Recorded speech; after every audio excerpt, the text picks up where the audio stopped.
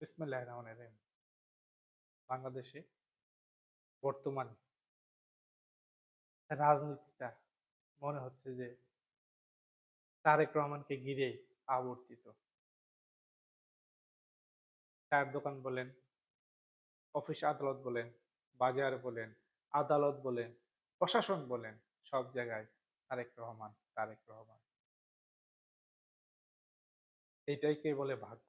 যে তারেক রহমানকে রাজনীতি থেকে নিশ্চিহ্ন করে দেওয়ার জন্য যা যা চেষ্টা ছিল গত আওয়ামী সরকার, গত সেনা শাসিত সরকার সর্বোচ্চ চেষ্টা চালিয়েছিল, কিন্তু আজ সেই তারেক রহমানই রাজনীতির মূল বিন্দুতে। যদিও এখনো ওনাকে রাজনীতি থেকে সরিয়ে দেওয়ার জন্য অনেক প্রচেষ্টায় চালানো হচ্ছে, কিন্তু হালে পানি পাচ্ছে না। আমরা প্রত্যাশা করি একটি গ্রহণযোগ্য পার্টিসিপেশন নির্বাচনের মাধ্যমে আগামীতে তারেক রহমান বাংলাদেশের প্রধানমন্ত্রী হিসেবে শপথ নিয়ে দেশকে একটি গণতান্ত্রিক রায় নিয়ে যাবেন। ধন্যবাদ সবাইকে।